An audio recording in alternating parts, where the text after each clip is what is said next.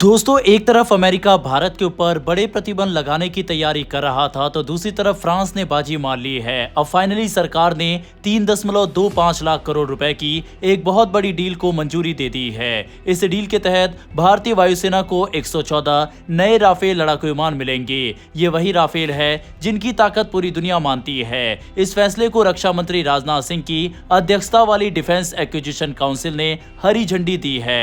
अभी इस डील की आखिरी मंजूरी प्रधानमंत्री की अगुवाई वाली कैबिनेट कमेटी ऑन सिक्योरिटी से मिलेगी। खास बात यह है कि यह फैसला फ्रांस के राष्ट्रपति की भारत यात्रा से पहले लिया गया है, जिससे साफ है कि भारत और फ्रांस के रिश्ते और मजबूत हो रहे हैं। अब आप सोच रहे होंगे कि ये खबर तो हमने कई दिन पहले ही सुन ली थी कि 114 फाइटर जेट की डील को भारत आगे बढ़ा रहा है। तो आपको बता दें कि उस समय इस डील को DAC की मंजूरी के लिए भेजा गया था और आज ये मंजूरी मिल चुकी है। अब समझिए असली बात, 114 में से 18 राफेल सीधे फ्रांस से तैयार हालत में आएंगे, बाकी 96 राफेल भारत में ही बनाए जाएंगे। यानी अब सिर्फ खरीद नहीं बल्कि भारत खुद भी इन लड़ाकू विमानों का निर्माण करेगा। इससे मेक इन इंडिया को बड़ा फायदा मिलेगा और देश में नई टेक्नोलॉजी आएगी। कुछ राफेल 2 सीट वाले होंगे जिनका इस्तेमाल पायलटों की ट्रेनिंग के लिए किया जाएगा।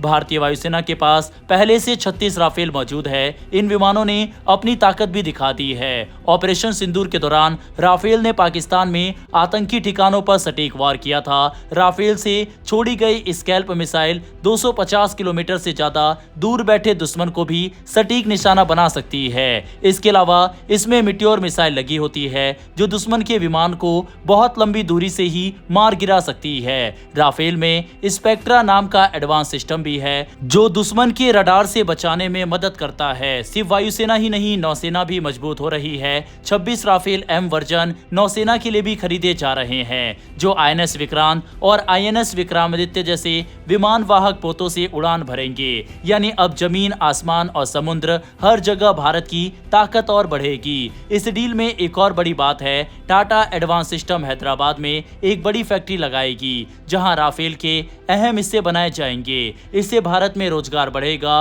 और देश तकनीक के मामले में और आत्मनिर्भर बनेगा। एक समय था जब इस डील के लिए अमेरिका भी मजबूत दावेदार था।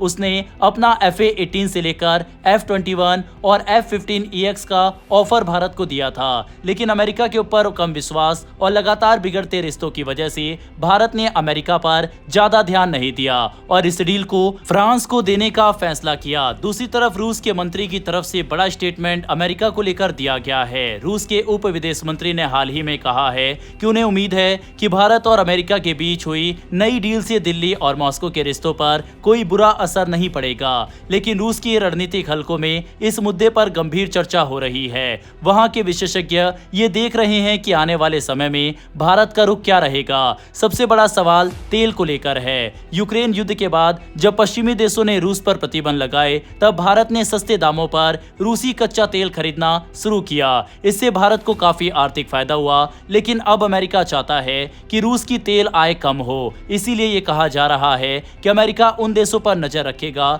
जो रूस से तेल खरीद रहे हैं। अगर भारत ज्यादा मात्रा में रूसी तेल खरीदता है तो भविष्य में उस पर व्यापारिक दबाव या टैरिफ जैसे कदम उठाए जा सकते हैं। इसी बीच एक और घटना ने रूस की चिंता बढ़ा दी। दरअसल अफ्रीकी देश माली में लिथियम का एक बड़ा प्रोजेक्ट था जिसमें रूस की दिलचस्पी थी। भारत ने सुरक्षा कारणों का हवाला देकर उस प्रोजेक्ट से खुद को अलग कर लिया। अंतर्राष्ट्रीय मीडिया में इसे रूस के लिए झटका बताया गया। हालांकि असली सुरक्षा कारण क्या थे ये साफ नहीं है। रूस के विदेश मंत्री ने यह भी आरोप लगाया है कि अमेरिका भारत समेत कई देशों को रूसी तेल खरीदने से रोकने की कोशिश कर रहा है। उनका कहना है कि रूस अब भी भारत को रियायती दर पर तेल देने को तैयार है, लेकिन भारत की स्थिति संतुलित है। वह अपने राष्ट्रीय हित को देखते हुए फैसला लेता है, न कि किसी एक देश के दबाव में। अगर आंकड़ों को देखें तो भारत और अमेरिका के बीच व्यापार तेजी से बढ़ रहा है, वहीं रूस भारत से बहुत कम सामान खरीदता है। इसीलिए रूस के पास भारत पर ज्यादा ज्यादा आर्थिक दबाव बनाने की ताकत नहीं है। रूस ये भी जानता है कि भारत 2030 तक दुनिया की तीसरी सबसे बड़ी अर्थव्यवस्था बन सकता है। ऐसे में रूस भारत जैसे बड़े बाजार को खोने का जोखिम नहीं उठाना चाहेगा। रूस का कहना है कि भारत को प्रतिबंधों का डर दिखाकर रूस से दूर करने की कोशिश अमेरिका कर रहा है, जिसमें कई जगह वह सफल भी हो रहा है। वैसे दोस्तों, आपके हिसाब से अमेरिका के प्रतिबंधों की धमकियों की वजह से भारत जिस तरह से रूस से दूर जा रहा है, क्या ये सही है या नहीं, इस पर अपनी राय कमेंट बॉक्स में लिखकर बताइएगा। इन्फॉर्मेशन और वीडियो पसंद आई हो तो वीडियो को लाइक करके हमारी आने वाली डेली ऐसी वीडियो के लिए नीचे दिए गए सब्सक्राइब बटन को प्रेस कर बेल आइकन को जरूर दबा ले। फिर मिलेंगे ऐसी एक नई वीडियो के साथ। धन्यवाद। जय हिंद, जय भारत।